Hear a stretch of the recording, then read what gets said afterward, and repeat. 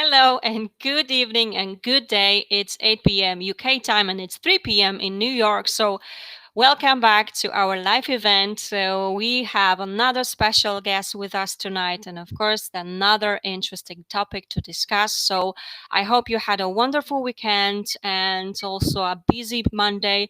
And I'm very glad to see you all here joining us once again.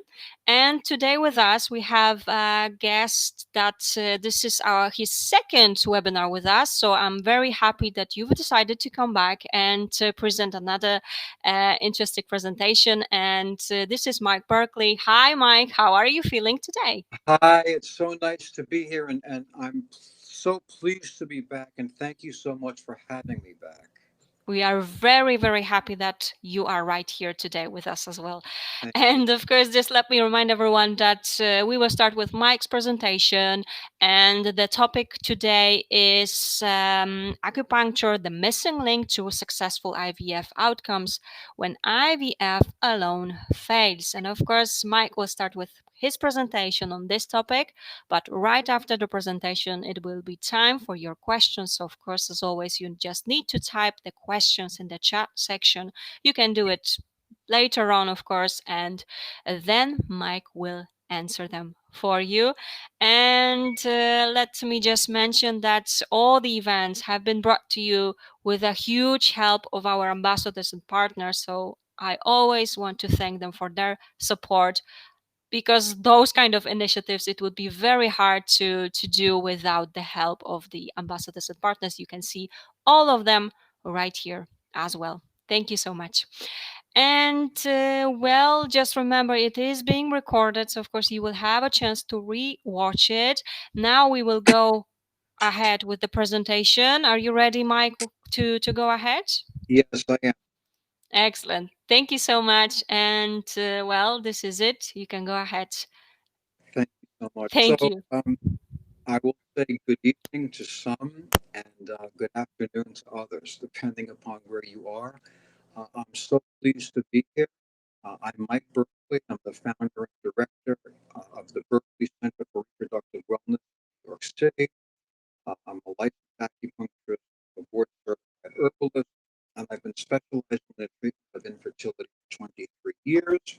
And thank you for attending this. I'm so pleased to be here with you. So I'm going to go ahead and start. Just do the PowerPoint presentation and take your questions. So, I am sorry to interrupt, but is it possible for you to, for now at least, try to switch off the camera because the sound is breaking a bit, okay? So okay. try without it, just to make sure that we can hear you loud and clear. Let's see if that helps, okay? Okay. How is it coming through now? Any better? Right now, it's actually quite good. Not, it's not breaking. So let's try, okay? And then, Okay. of course, we will try to switch this on during your presentation. Hopefully, that will be possible, okay? Okay. I'm sorry, ladies and gentlemen, that I have to hide from you, but we want you to get good audio. So, can acupuncture improve fertility outcomes? Well, I already went through this part, so there's no need to repeat this, except I want to bring your attention here. This is my website and this is my phone number. So even if you're in Europe, um, we can do telephone consults or I can answer your questions even without you being my patient. I'm happy to help in any way that I can. So, acupuncture and herbal medicine have been used to treat fertility challenges for 2,500 years. Just remember that in China, it was not only important to have a baby, but it was important to have a male baby. And so the Chinese, hundreds of years ago, going on back to thousands of years ago, spent a lot of time medically trying to figure out ways to improve fertility outcomes. Because, as I mentioned, in their culture, having a baby is like there's nothing more important in the world, which I suppose is the case with everybody. But anyway, Chinese medicine's been used for a long time to help people get pregnant. Today, about three-quarters of the world's population uses acupuncture and herbs, not necessarily for fertility reasons, but including for fertility reasons. But certainly, millions of people are using this medical modality. Acupuncture and herbal medicine work best when treating a patient faced with fertility challenges who doesn't have an anatomical defect or defects. So, for example, a septate uterus is a uterus where there's a piece of tissue running down the middle of the uterus, kind of bifurcating it or separating it into two different cavities. So that's a surgical procedure. Acupuncture and herbs can do nothing for that person. If a man has congenital bilateral absence of the vas deferens, this is an anatomical defect in the testicles. Acupuncture and herbs cannot help this patient. This is a very interesting slide here. If you go to this website, which is not my website, but if you go here, you'll find tons of supporting evidence and research attesting to the efficacy of acupuncture in the context of fertility improvement. So what do acupuncture and herbs actually do? So first of all, they increase blood flow to the testes, lining, and follicles. Blood is a messenger which carries hormones, nutrients, electrolytes, and oxygen to every cell in your body, including egg, sperm, and lining.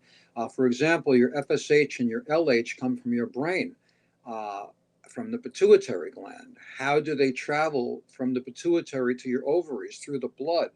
So if we can improve the hemodynamics of blood, if we can improve the delivery of blood to the ovaries or the testes, we're improving the delivery of the good stuff, and we're improving the excretion of dead cells.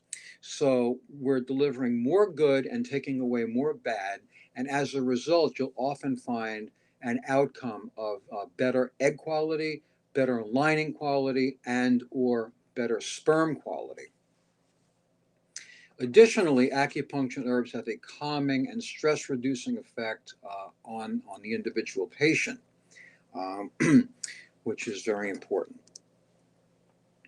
So acupuncturists cannot perform IVF. However, reproductive endocrinologists cannot improve egg or sperm or lining quality. They just can't. They don't have any medicine for it. They don't have any techniques for it. They cannot do what I can, and I cannot do what they can. Therefore, the best case scenario is an East meets West approach, where you're being treated by a highly qualified reproductive endocrinologist, in addition to being treated by a highly qualified acupuncturist and herbalist who specializes in treating fertility cases. Let's talk a little bit about polycystic ovarian syndrome. So why is it that with people with PCOS, they either don't get pregnant or they miscarry quite frequently? In fact, the miscarriage rate in the IVF patient is twice that of the non-IVF population. Well, the reason for that, just to keep it simple and succinct, because I can't be here for 3 hours, unfortunately, or maybe fortunately, but basically the PCOS patient has too much androgen in the follicles. Androgen acts as an anti-estrogen. Essentially, this is causing poor egg quality and poor follicular quality. And as a result, the PCOS patient has, in fact, poor egg quality. The most obvious reason she's not getting pregnant, well, not the most obvious reason, but one of the big reasons she's not getting pregnant is because she doesn't ovulate regularly. So she doesn't know when to have intercourse. That's all addressable with Western medicine through the use of drugs like Clomid or letrozole or even injectable gonadotropins. But even when you can get a PCOS patient to ovulate, even if you do IVF with that patient and you do ICSI, where you literally inject the sperm into the egg, there's a good chance she won't get pregnant, and there's a good chance that if she does, she will miscarry. Now, that is not to say that PCOS patients don't get pregnant with IUIs and IVFs or even naturally. They certainly do, but they have a tougher time doing so and a tougher time staying pregnant. So the PCOS patient is definitely a good patient for acupuncture and herbs, not really to make that patient ovulate, but to improve the egg quality and the lining quality. Let's talk a little bit about endometriosis. So these are 4 pictures of different stages of endometriosis. Don't be too concerned about the stages. I just wanted to show you what endometriosis really looks like. But there are some patients that have endometriosis and do not have tubal damage, but they still can't get pregnant because endometriosis is an inflammatory disorder. It's an autoimmune disorder. It's a very complicated disorder. Essentially, in the absence of tubal damage, the patient typically has inflammatory proteins in the uterus, inflammatory cytokines. Essentially, this just simply means that the uterus is inflamed, it's overheated. And as a result of that, it's not going to be very amenable to receiving or having an embryo implant. Now, the interesting thing is a patient will go in for a laparoscopy, which is the procedure used to eradicate endometriosis. The doctor will get rid of all the endometriosis, and the patient, remember, her tubes are fine. In fact, even if the tubes are not fine, let's say they're not fine, she has to do an IVF, but all the endometriosis has been eradicated except for the tubes, or maybe even the tubes have been cut out, whatever. She's been treated laparoscopically. She still can't get pregnant. Why not? And what do you do about it? So the why not is because, as you can see by looking at this picture, endometriosis it's discolored tissue. It presents with discolored tissue. It can be purplish, it can be black and gray, it can be reddish. So the surgeon is going to eradicate, is going to cut, or she's going to cut out tissue that has the different colors because that's endometriosis. So the laparoscopic surgeon does so. Patient waits a month or two to try to conceive. She still can't conceive. And by the way, she's only 30 years old, so it's not an advanced maternal age case. What's going on with this patient? Well, what's going on is that some endometriosis tissue that is obviously not in the uterus, but outside of the uterus, but it's endometriosis, it looks exactly like normal tissue. So the doctor is not going to resect that tissue because the doctor can't even see that the tissue is discolored. So they're not going to remove what doesn't look like pathology. But remember what I just said, some endometriosis looks exactly like normal tissue. So the reason this patient still cannot conceive, and I'm saying in the absence of sperm problems and in the absence of other problems, just straight up PCOS, 30 years old, status post laparoscopy, she can't conceive because she still, in fact, does have some amount of endometriosis in the pelvic region. And as a result of that, these inflammatory cytokines are finding their way into the uterine cavity, causing a hostile environment for the embryo, and therefore pregnancy does not take place. And so the answer to that is to use acupuncture and herbs. That is really the only answer other than using a surrogate. The reason one should use acupuncture and herbs in this case is because acupuncture and herbs, when you use certain particular herbs and you use certain particular acupuncture points, will help to significantly, and that's an important word, to significantly reduce inflammation, thereby causing a more amenable environment for an implantation to occur, for placentation to occur, and for a full-term pregnancy to manifest. Um, the embryo that you see on the left that says high quality is obviously a high quality embryo. The one on the right is a poor quality embryo. You can see all these little, I don't know what you would call them, these little things all around the embryo. That's called debris. And you can also see that the cells are not symmetrical on the right. You can't even see them. So that's an indication of a bad embryo. But remember what an embryo is. An embryo is nothing other than 2 components that make a third component. The 2 components are egg and sperm, and the third component is embryo. So essentially, uh, don't think about bad embryos, think about bad eggs and or bad sperm. Because the way to make a good embryo, the way to make that embryo that you see on the left is by fertilizing a high quality egg with a high quality sperm. And acupuncture and herbs can serve to improve egg quality and lining quality. So let's talk a little bit about male factor. Typically, semen analysis consists of count, morphology, motility, volume. Sometimes they look at things called agglutination. Um, they very, very rarely test for sperm DNA fragmentation. It is my belief that semen analyses are lacking, for lack of a better word, that they are not, they do not portray the complete information on a man's sperm because they do not include the sperm DNA fragmentation assay in the test. It is my contention that every semen analysis must include a sperm DNA fragmentation assay as part of the test. I'll explain more about that soon. So men, let's first of all talk about the percentages of sperm DNA fragmentation. Uh, 0 to 15% is good fertility outcomes. 15 to 29% is fair to good outcomes, and above 30%, there are very few, if any, pregnancies manifest. Poor quality sperm DNA can reduce a couple's chance of getting pregnant by up to tenfold. So what is sperm DNA fragmentation? So there's a part of the sperm called the chromatin, and the chromatin is where the DNA of the sperm uh, is held.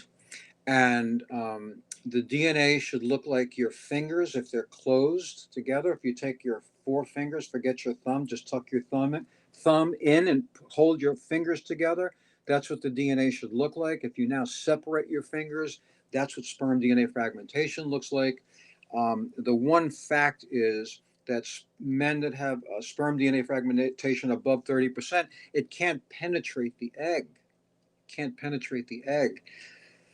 So the woman doesn't get pregnant. So what do they do in the IVF clinic with a man that has high sperm DNA fragmentation? They do ICSI, which is intracytoplasmic sperm injection, where they inject the egg with the sperm, thinking that this is the way to overcome this pathology. However, what you must remember is that if your foot and your ankle are broken, you're probably going to get neck pain and back pain and maybe headaches and maybe toothache, because when one part of the body is significantly damaged, it affects the whole part of the body. And so it's the same thing with DNA fragmentation. Just because you can force feed a sperm into an egg, if you force feed a sperm that has a higher level of DNA fragmentation, either the patient won't get pregnant or she will get pregnant and she'll miscarry. And so it is very important to have the male do a test for sperm DNA fragmentation in the infertile couple and make sure you get that information. And then when you do get that information, you'll know what to do with it. The man should take things like CoQ10, zinc, selenium, pycnogenol, L-carnitine, L-arginine, and also acupuncture and herbal medicine are very efficacious in reducing sperm DNA fragmentation levels. So what causes sperm DNA fragmentation is something called oxidative stress. I'm not going to spend too much time with this, but basically the testicles house the most amount of oxidative stress in the body. They also, oxidative stress essentially becomes an inflammatory issue. And interestingly, the testicles also house the highest level of antioxidants in the body, which are the things that fight free radicals, which come from oxidative stress. So again, I don't want to get too technical, but it's an interesting issue that the testicles have the highest level of free radicals and the highest level of antioxidants.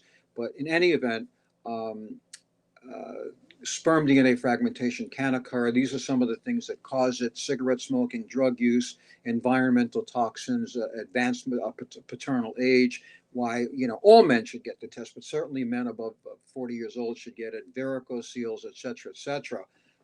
You can look at the slide on your own later. But this is the most important take-home piece about this slide is that the man should be tested, and if it's high, it should be treated. I call this the hidden pathology because I'll give you an example. I've had couples come in here that are in their 30s, and there's nothing wrong with the woman and there's nothing wrong with the man. And they come in and they say, we have infertility due to unknown reasons. In medical parlance, it would be called idiopathic infertility. And I'll ask the husband if he's had a sperm DNA fragmentation. Of course, they don't even know what that is. And I send them off to get tested, and he comes back with a sperm DNA fragmentation of 45%. And I can now say, listen, this is why you're not getting pregnant. Don't worry about it. We're going to treat you and reduce your sperm DNA fragmentation. Everything's going to be fine. And it usually is. But again, it's a hidden pathology. So if you're not getting pregnant and your husband has not had this test, I strongly recommend that that the male gets the test. Again, these are some of the causes of sperm DNA fragmentation. I'll just read it quickly. It's aging, obesity, smoking, inflammation, spinal cord injuries, testicular cancer, etc., etc. There's many things that cause this. And there's also idiopathic DNA fragmentation. In other words, a man can have high levels of sperm DNA fragmentation without having any of these things. So just because the guy doesn't have these things does not mean he should not be tested for sperm DNA fragmentation. So in the absence of pathology, what is the cause of infertility? Forgetting now about sperm DNA fragmentation. Well, it's advanced maternal age, of course. When a woman is over 35 years old, two things happen. She starts to lose her eggs. Well, she's losing eggs from the time she starts menstruating. She loses 1,001 eggs a month, 1,000 die, and one is ovulated. But, when a woman's in her 40s, she has low ovarian reserve, or some women even in their 30s have low ovarian reserve. And typically with low ovarian reserve, there is most usually poor egg quality. And very frequently, you will find that men, 40 years old and above, or even 37, 38, 39, whatever, they can have poor sperm quality as well. That's for no known reason. They just have low sperm count, or they have poor morphology, or poor motility, or they have sperm DNA fragmentation. So it's interesting that, do we call this pathology or not? I mean, it's natural to grow older. So I'm not sure that the advanced maternal age should be considered as a pathological manifestation, but it's certainly a manifestation that can interfere with one's ability to conceive. We can talk a little bit about implantation failure due to poor uterine lining. So this is just a little graphic that you're looking at. It's just showing on the left side, if you're looking at the picture, the endometrial lining is above 8 millimeters, and on the right side, it's below 7 millimeters. So let me just take a little issue with the slide. You typically want to see an endometrial lining of 10 millimeters, especially around cycle day 21. There are documented pregnancies on 6 millimeter linings. There are very few documented pregnancies on 5 millimeter linings, and probably 0 pregnancies on 4 millimeter linings. So what is the cause of a thin endometrium? Well, there are several causes, and probably many more that I don't even know about. One is obviously estrogen deficiency. So you're going to have that possibly in the older patient. Secondarily, you can have estrogen receptor site downregulation, which simply means that when a hormone goes to an area, it just doesn't plop down in the area. There are these little things you consider to be like drinking glasses in the area. Those are called receptor sites. And then the estrogen goes into the receptor site, and then the receptor site then has it performs an action on the uterus or on any other part of the body, and then the uterus will get thick and healthy and ready for implantation. But if the receptor sites are blocked, who knows why they might be blocked, then you can have a normal estrogen level, but a thin endometrial lining. So I'm not really sure if that's if that's a great case for acupuncture and herbs, but I would try it because there's nothing else to do other than using a surrogate. However, I will tell you that I've had patients that have had endometrial, I don't want to say down regulation, I'll just say thin endometrial lining. Let's say it's 5 millimeters, and I've been able to get it to 6 millimeters.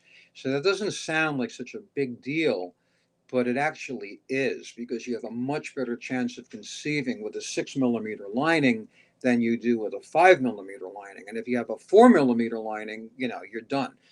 Well, I don't want to say you're done. You're just not going to get pregnant. But, if you can get to 6 millimeters, you have a great chance of getting pregnant. So it's very important to, know that you have a good, healthy uterine lining. And acupuncture, by the way, is very good at stimulating blood flow to the uterine lining to help permeability of the blood through the lining. There's a great quote that I read. I'm not sure I can if I remember it perfectly, but I'll try to remember it, and then I'll translate it. Let's see. Endometrial morphology is not analogous to intraendometrial vascularization. Yep, I actually said it correctly. Remarkable. So, endometrial morphology, that's the shape or the thickness of the lining, is not analogous, is not equal to endometrial vascularization. The blood vessels, the patency of the blood vessels in the lining. In other words, you can also have a beautiful 10 millimeter lining and not be getting pregnant because the lining is not healthy. It looks healthy, but in fact, it's not healthy. So, how do you determine if your lining is healthy or not? I guess you can do this test called receptiva. There's other tests that you do a little biopsy of the lining, and they can make sure that the lining is healthy, number one. And number two, they can make sure that the lining is receptive at the time that the embryo is introduced into the uterus, because the uterus and the embryo communicate with each other. So if the uterus and the lining are not in sync, pregnancy won't occur. So typically on a 28-day cycle, a woman will have an implantation on cycle day 21. But if she has a cycle, if she really implants on cycle day 23, then she's not going to get pregnant. So in an IVF case, they have to time the transfer so it will implant on cycle day 23. I'm digressing a little bit. The bottom line is check to make sure your lining is healthy. If it's thin, acupuncture and herbs may be the answer, or maybe an answer. Typically on the day of transfer, acupuncture is done pre and post embryo transfer. That means you're getting an embryo transfer tomorrow at 12 in the afternoon. You'll get treated at 10:30 or 11 o'clock in the morning with acupuncture. You'll go to the reproductive endocrinologist and get an embryo transfer. Then you'll come back to the acupuncturist and get acupuncture again. It's the only time that in the course of one's IVF procedure that you will get acupuncture twice on one day. Why should you do acupuncture pre and post embryo transfer?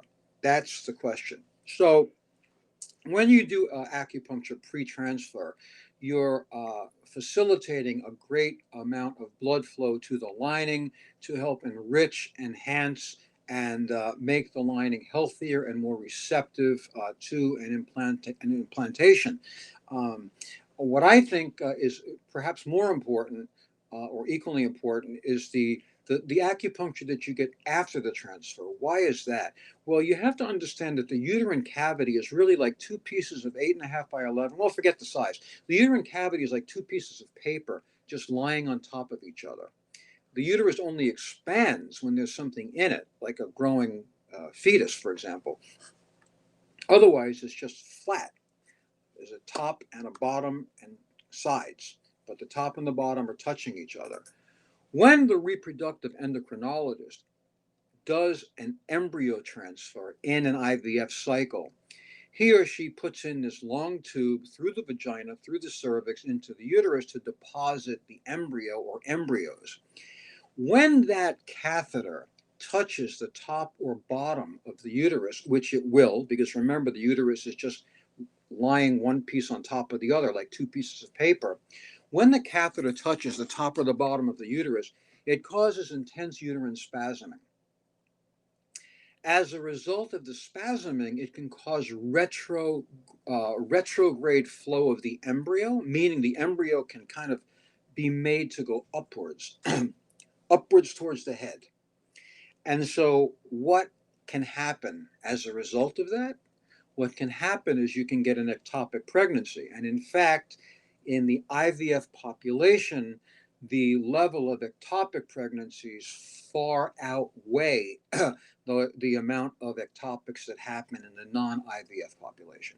So, pardon me, when you utilize acupuncture post embryo transfer, it stops the uterus from spasming. As a result, you are less likely to have an ectopic pregnancy, and therefore you are more likely to have an endometrial implantation. So, miscarriages, what causes it? Implantation failure. Because of an unhealthy lining, acupuncture and herbs can be a good adjunct. It can be a good mechanism to treat that. Aneuploidic embryos, meaning bad eggs or bad sperm, absolutely acupuncture and herbs. Endometriosis, this is a case for surgery. As I explained earlier, if the patient cannot get pregnant several months after endometriosis, then introduce acupuncture and herbs. Endometritis, inflammation of the uterus. This is not the same as endometriosis. This is not a case for acupuncture and herbs. This is a case for Western medicine, antibiotics. If there's an infection, it's a case for antibiotics. IUGR and IUFD mean the same thing. IUGR means intrauterine growth retardation. IUFD means intrauterine fetal demise. The developing embryo or developing fetus is not where it should be in its size. It's slowly growing. It's not growing appropriately. This is a difficult case to treat. Acupuncture and herbs are the only thing to do. It's worth trying. Sometimes it will save the pregnancy and sometimes it won't. There is no other thing to do. If you have autoimmune issues like activated natural killer cells or blood clotting issues, thrombophilic disorders, this is strictly a case for Western medicine.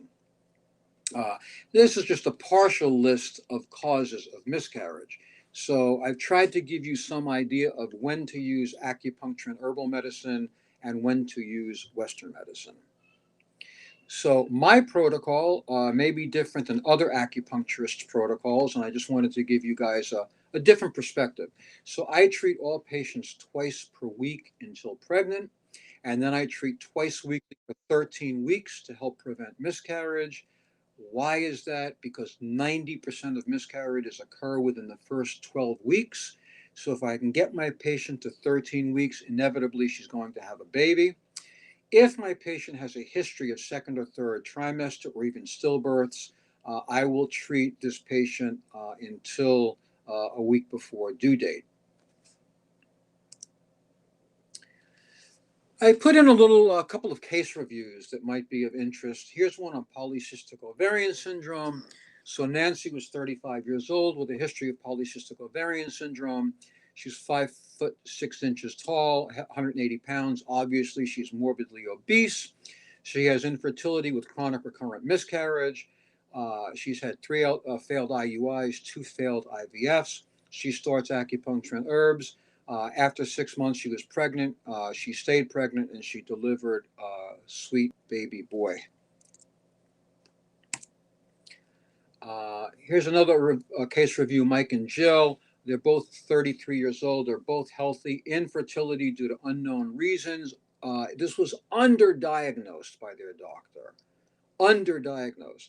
So a typical semen analysis was done, revealing slightly low sperm count. Not a big deal. Excuse me.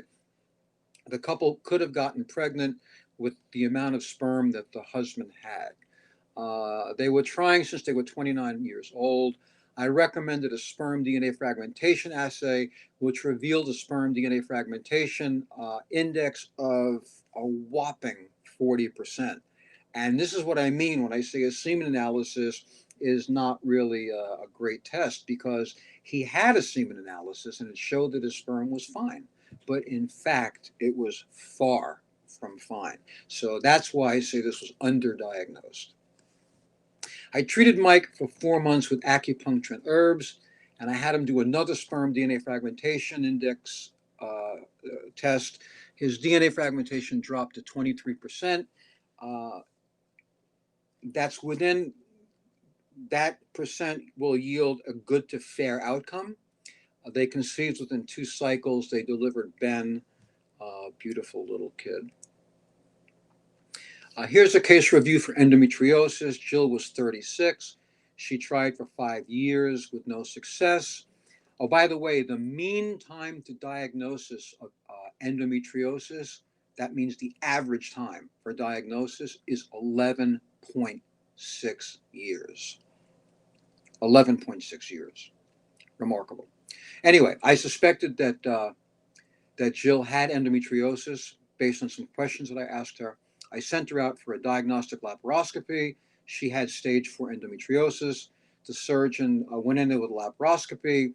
Her tubes were in good condition. All the endometriosis was removed. She still couldn't get pregnant. Based on what I told you earlier in this presentation, it's my contention that she still had endometriosis. I treated her with acupuncture and herbs that had anti-inflammatory effects. She conceived within 6 months of treatment. Acupuncture and herbs do not always work. They are not the holy grail. However, IVF doesn't always work either. The take-home message here is that you'll have a greater chance of conceiving, staying pregnant, and actually delivering if you combine Western medicine with Chinese medicine. East meets Western reproductive medicine is, in my opinion, the new gold standard. I am here for you. I'm happy to answer all questions. You can email me at mikeberkley123@outlook.com or call me.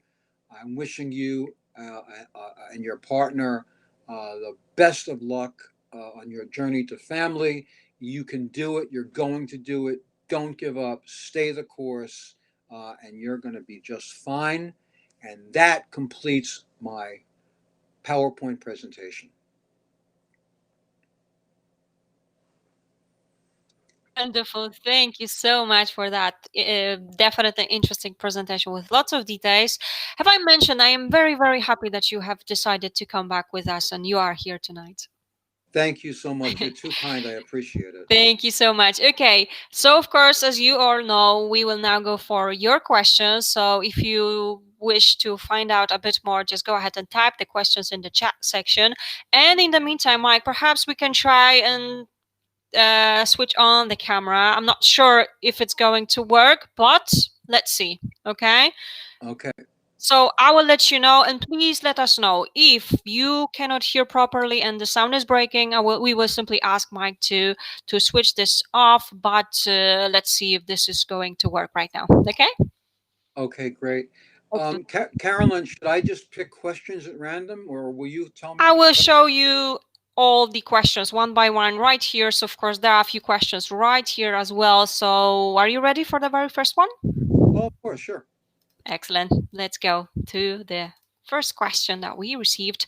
So I'm in Ireland. There are very few acupuncturists who are experienced using medical mushrooms for fertility. Do you advocate the mushrooms? Thank you. So thank you very much for your question. So in Chinese medicine, we don't use a thing. We don't say, here, take these mushrooms. They're going to help you get pregnant. In Chinese medicine, we create formulas, and a formula means 2 herbs up to as many herbs as possible. You can have 30 herbs in a formula.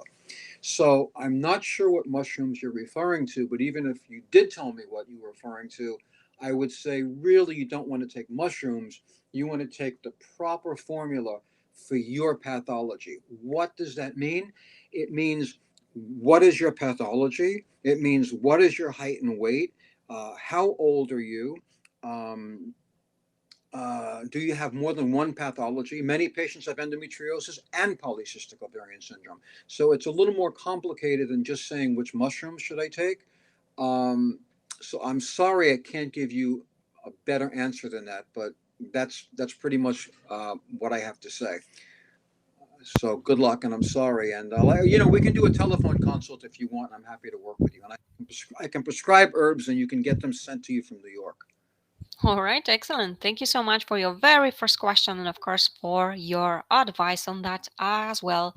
And as you know, I just want to remind everyone that this has been recorded, so you will have a chance to re-watch it. Of course, if you missed any part of it, it will be available tomorrow on our website. I have just sent you a link, so there you will be able to re-watch it. But also, if you would like to get in touch with Mike, you can also do it with this site. Thank you so much. And let's go to the next question right here. My husband has 29% sperm damage on DNA fragmentation test. We had sperm sorting and ICSI. I got pregnant twice with donor eggs, but had two miscarriages. My lining has always been 10 millimeters, 12 millimeters. So anything you can advise? So this is a fantastic, and this question, I mean, I couldn't really ask for a better question. This question elucidates what I was saying previously about sperm DNA fragmentation, and this is the proof. This is a woman who used donor egg. So you have to assume that the donor was young and probably, though not definitely, a proven donor. And so usually donor egg cases work, uh, but not always. But in this case, um, Pamela, in fact, did get pregnant. She did get pregnant with the donor egg, but the sperm had 29% DNA fragmentation. So what happened was the egg and the sperm became a bad embryo, and that's why you got pregnant and miscarried. So the key here is to fix your husband's sperm, then do another donor egg cycle when his DNA fragmentation is much reduced, and you'll probably get pregnant and stay pregnant. And excellent. Thank you so much also for your question and again for your help with this. And let's have a look at the next question. I am on Lupron depot for adenomyosis since July. We are doing a donor cycle next month with a hope to transfer in November. Are herbs and acupuncture helpful with this condition, or should herbs be avoided due to the Lupron? So this is another really good question. I'm not sure that So for those of you who don't know what adenomyosis is, it's a form of endometriosis. So what adenomyosis is it's where the endometrium itself invaginates. It digs into the myometrium, which is the muscle layer of the uterus, and as a result of this, the uterus itself can become misshapen. And as a result of that deviation from the normal shape, uh, it is difficult to get pregnant. So I would have to say that this, is probably what I would consider to be an anatomical issue. And I'm not sure that acupuncture and herbs are the right way to go for adenomyosis. Now, if it's not severe adenomyosis and the uterine cavity has not been distorted anatomically, then the Lupron is a good thing to do, a good thing to use. The Lupron essentially will starve the body of estrogen, and estrogen is something that feeds endometriosis and therefore will feed adenomyosis. And so I think Lupron is a good way to go. I don't think acupuncture and herbs are the right protocol for adenomyosis. And I see that it's not severe, and so that's a good thing, and I wish you the best with that. But I think you're doing the right thing with the Lupron. All right. Again, thank you so much for that. And let's have a look. Another question is also right here. Incompetence cervix, would this help? So acupuncture, So please. incompetent cervix is where the placenta and the baby can actually drop. And I don't think that acupuncture and herbs, again, this is an anatomical issue. I think that you need to have what's called uterine or cervical cerclage, which is where they stitch up the cervix after you become pregnant to prevent this fetus or the uterus itself from dropping down. So I think this should be I wouldn't even call it a surgery, but it's more or less a procedure. So I think that's the right way to go with this. And perfect once again. Thanks for this.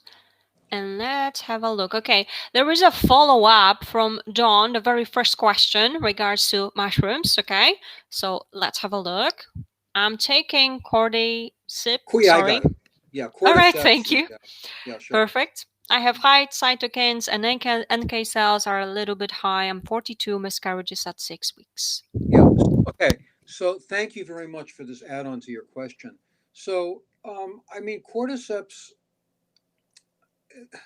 it's a mushroom that has some positive qualities, but you wouldn't make a chicken soup just by throwing a chicken in a pot of water.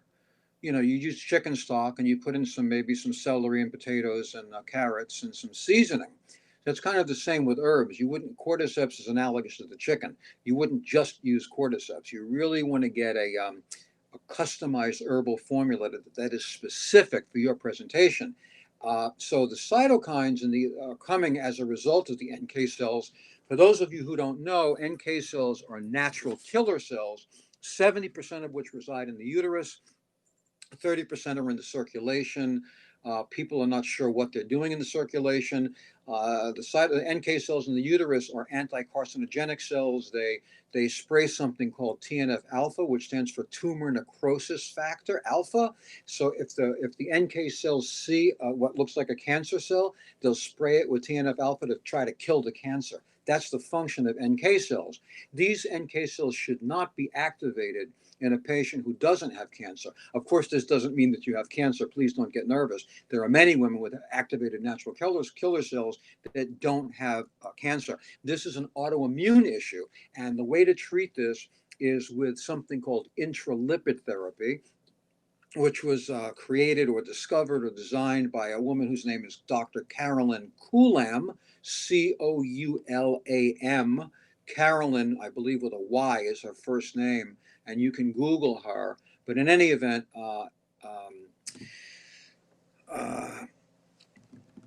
intralipid therapy is the way to go with this. And listen, to add insult to injury, not only do you have these pro-inflammatory cytokines, which are coming from the activated natural killer cells, that you can deal with the intralipid therapy, but you may want to consider acupuncture and herbs, not for the NK cells, but because you're 43, and even if you didn't have the NK cells, you still have low ovarian reserve and probably poor egg quality. So I would say, yes, use acupuncture and herbs and get a customized herbal formula, but use intralipid therapy to eradicate the NK cells. By the way, it doesn't completely kill the NK cells forever and ever. So the way you use intralipid therapy is right before the transfer and then several times after the transfer. Great question. Thank you.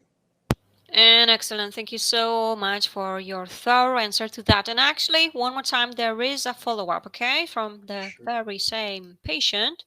So should I take Mesima also? So, alas, I'm sorry to say, I have no idea what that is.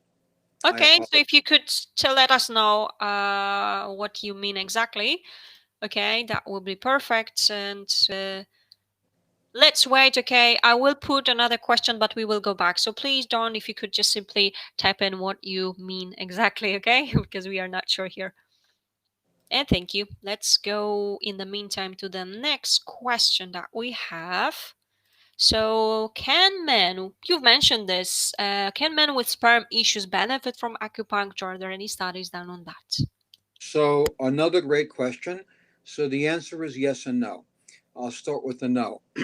So, if it's an anatomical defect, congenital bilateral absence of the vas deferens, if it's a genetic defect, microdeletion of the Y chromosome, if a man had testicular cancer and he had a radiation therapy, acupuncture and herbs are going to do nothing for that man.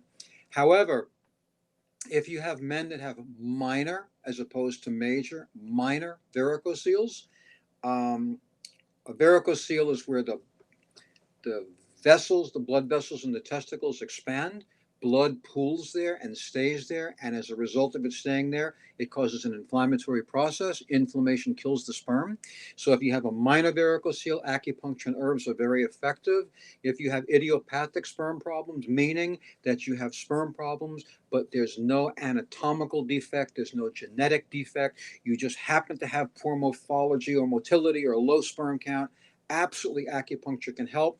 And are there studies? Yes, there are many studies.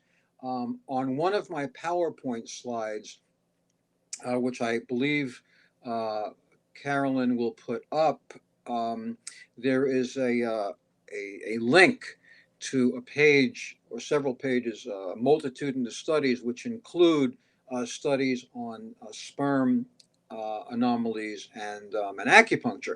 And of course, you can simply go to Google and type in uh, studies on acupuncture and poor sperm quality. And you'll probably come up with hundreds of different studies. So good question. Thank you so much. And thank you once again for your question and, of course, your answer to that. And, of course, this is, you mentioned it's on the presentation. Is there any chance you remember which slide? Alas, I do not. Okay. So, Can I find it here? Let me see. yeah, we can do it. No Okay, problem. So let's take a everyone can look. see Hold it. on. This will just take a minute, but let's see if I can find it. Sure. So everyone can see that.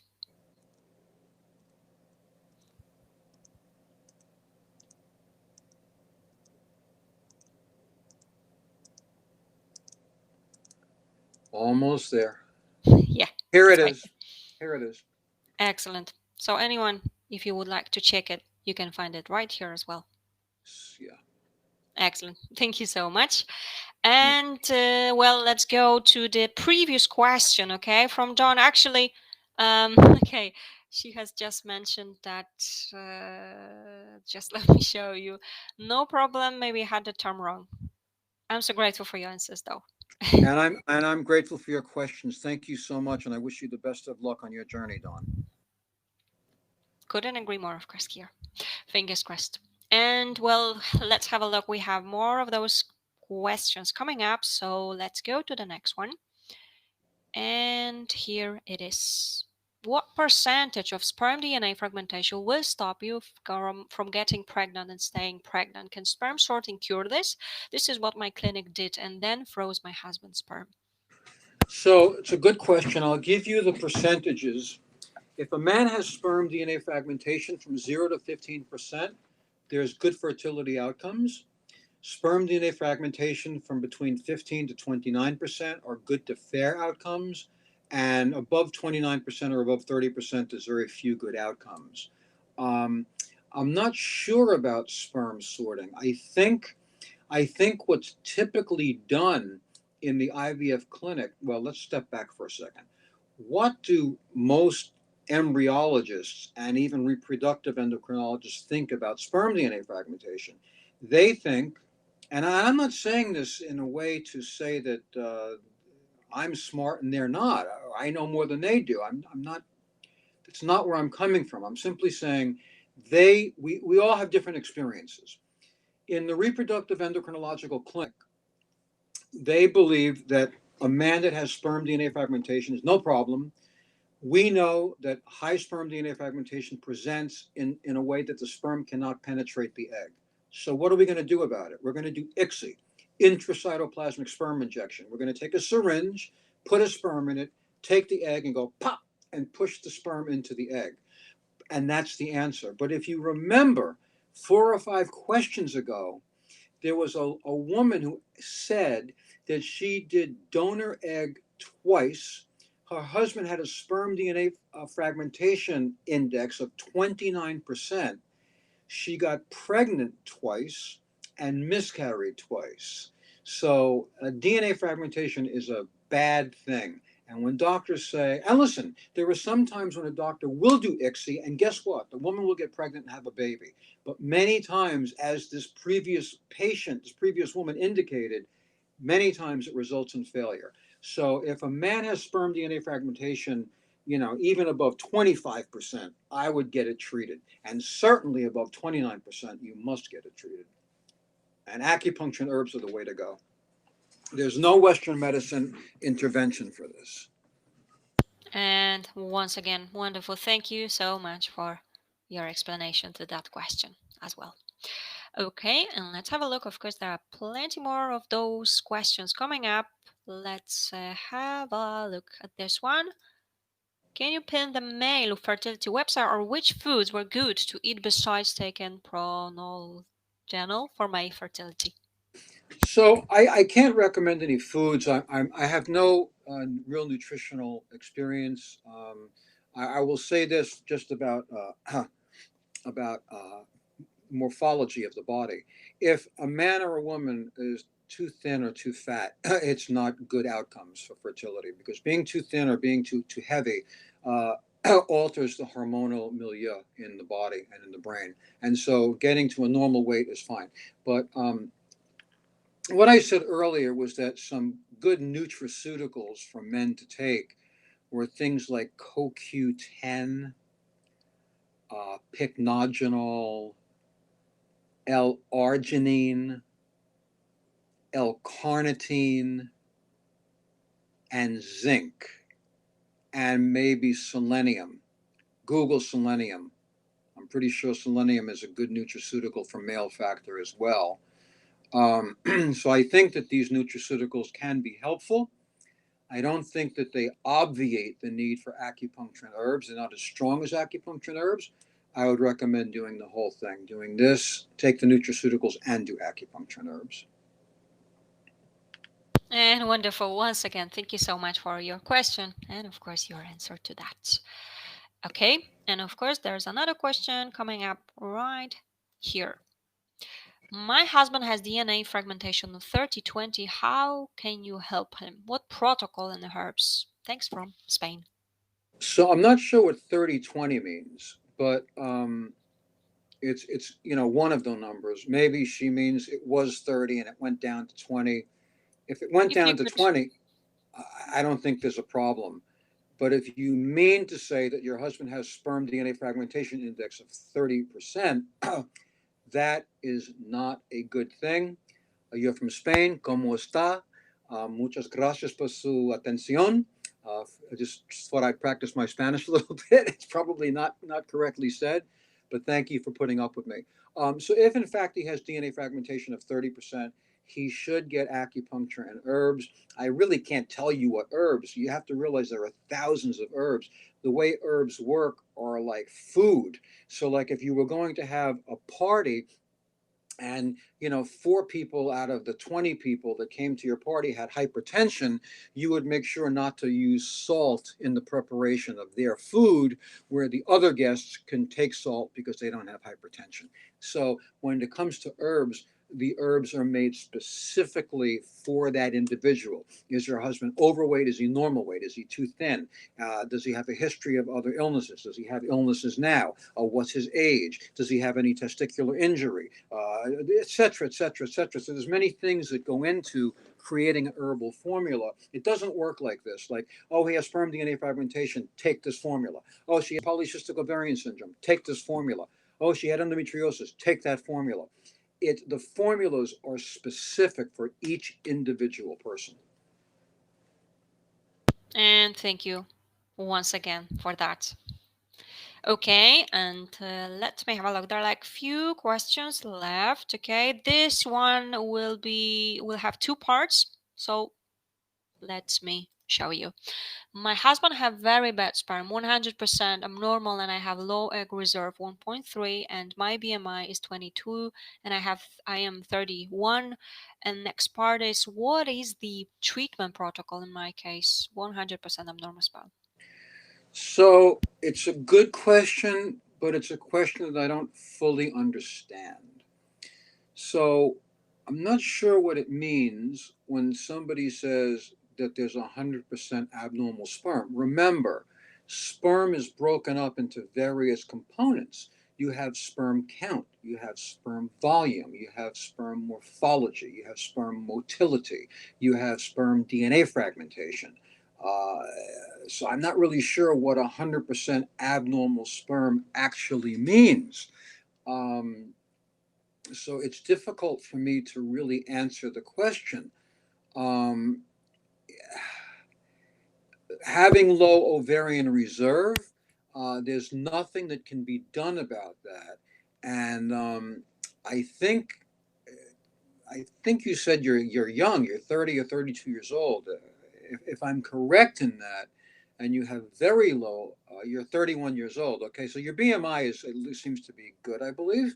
Um, so if you have, very low ovarian reserve at 31, you're probably uh, well, I don't want to make a diagnosis, but if you've missed 3 periods in a row, and you're probably headed towards premature ovarian failure or something like that. Unfortunately, um, if you still menstruate regularly, then that's a very good sign.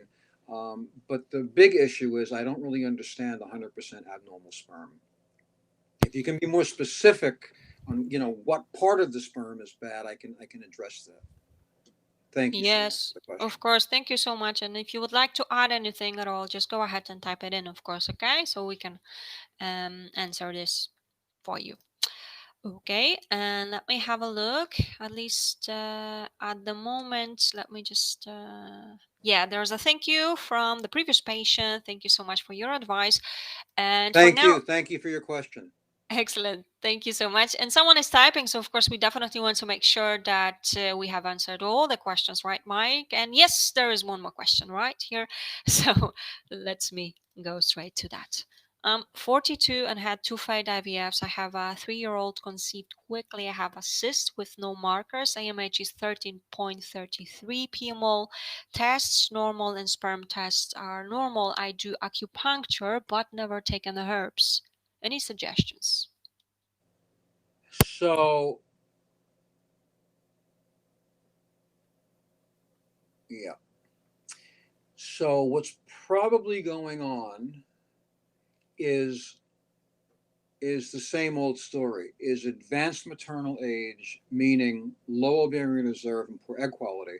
So you got pregnant when you were, I guess, 39 years old, and you conceived, and you have a 3-year old. So what I want to say to you is that's awesome and wonderful, and congratulations, and I love to hear that.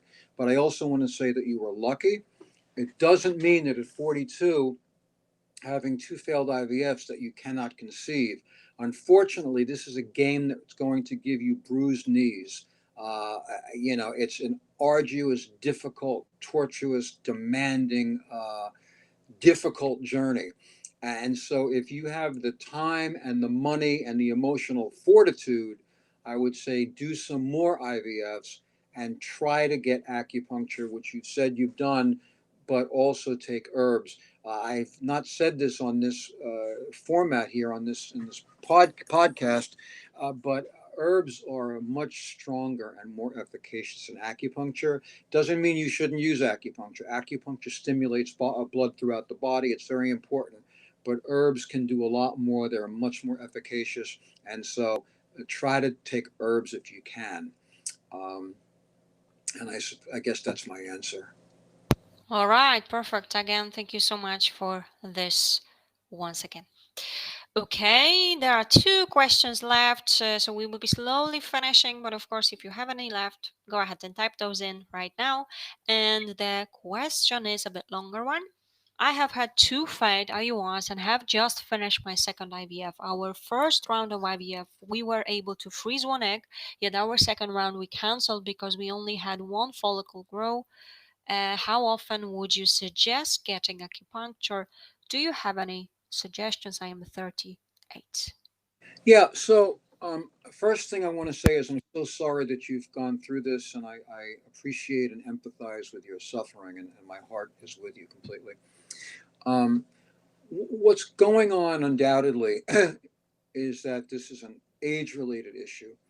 When I can tell you that by two reasons. Number one, because you're 38. Once you're on this side of 35, it doesn't mean that you won't get pregnant, but it's you're less fecund. Fecundity means the ability to conceive in any given month. So you're less fecund past 35. But remember, there are many 45-year-old patients that get pregnant naturally. So don't fret. You're going to be okay. Um, But number one, you're 38. And number two, when you wrote, you were able to freeze one egg, that's also an indication of low ovarian reserve and poor egg quality. The only reason you were able to freeze one egg and not more is either because you got a lot of eggs retrieved, which I doubt, but maybe you did, but they were all bad quality, and they just they became atretic, they died, and you were just left with one, or else you did a retrieval of your two or three eggs and you got one good egg.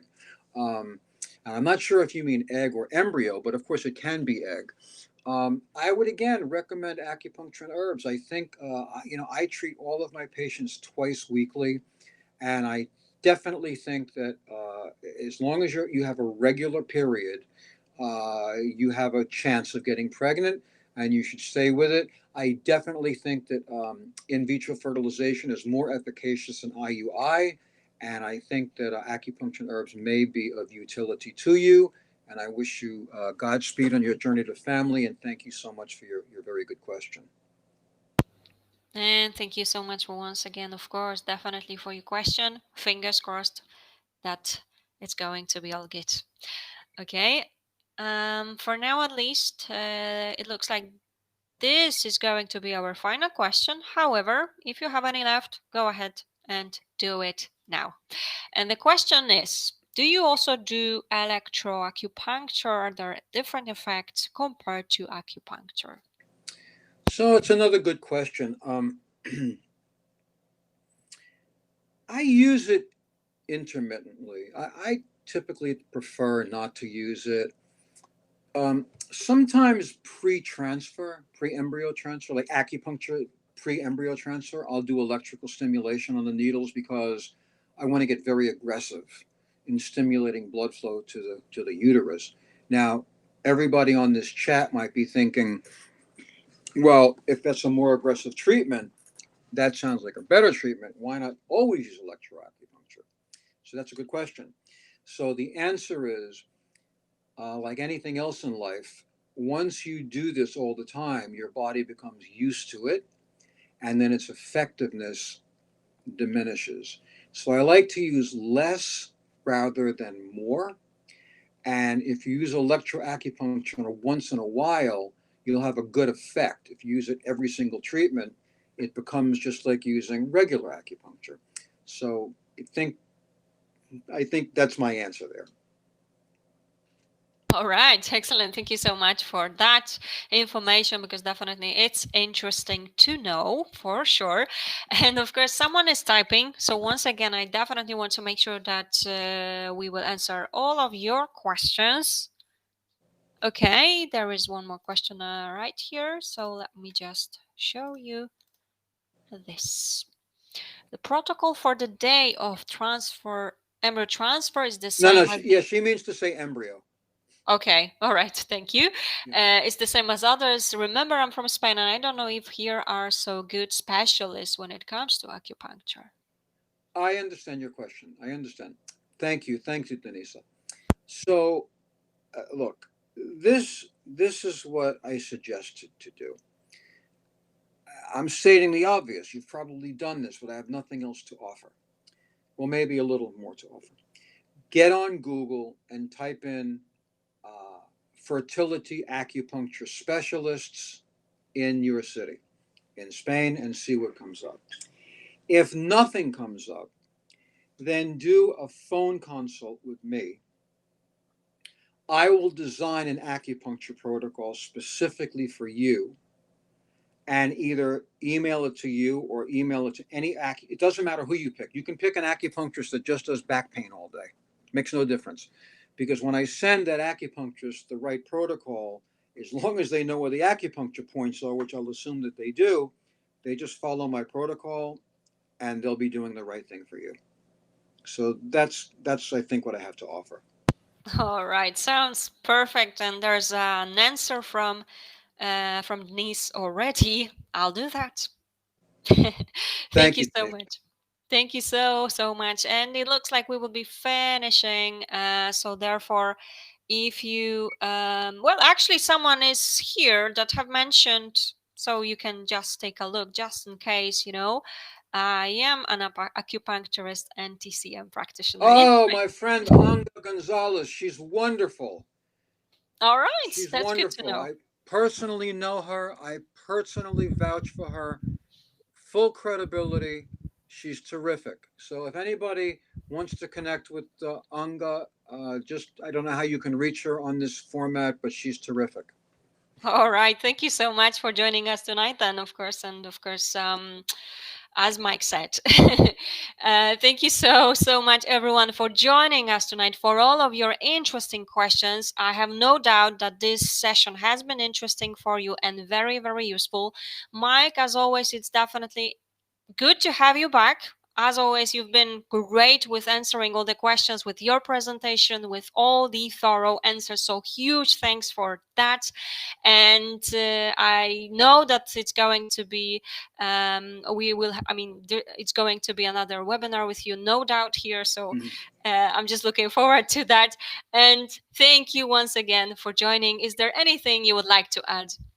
Absolutely. I do want to say a few things. So, first of all, Carolyn, I want to thank you so much for your technical assistance that happened behind the scenes. I want to thank you so much for inviting me. You're fantastic at what you do. I want to absolutely thank the individuals that participated today. You've presented great questions.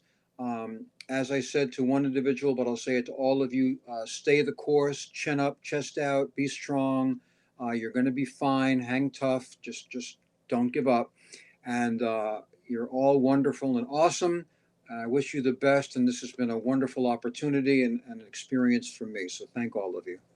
Thank you so much, Mike. You are very kind. Thank you for that, for those Thank kind you. words. And of course, as I mentioned, it's always a pleasure. I can do it anytime, any day. So thanks for that. And of course, there are some thank yous coming up your way right here as well, of course. So and well, we will be finishing for today, but as I've mentioned, it has been recorded, so you will have a chance to re-watch it. And of course, we will be back here tomorrow at 8 p.m. UK time. This time, we will go to Spain. We will have another interesting topic. We will have Joshua from Phenomatch, so that's going to be interesting, I'm sure. So don't miss your chance and go ahead and subscribe to our next events. And of course, you can find all those events on myivfenses.com. And if you follow us on our YouTube channel or Facebook page, you will know when the new events and their topics are. So go ahead and do it now. And once again, thank you so much, everyone, for that, for joining us tonight, for your questions. And it's always great to be here with you. And simply, I hope to see you tomorrow here as well. Mike, thank you so much. Have a lovely afternoon. And the rest of you, or wherever you are, have a lovely day or have a lovely evening. Thank you so much. Bye, everybody. Thank you again. Good night. Take care. Bye. Bye.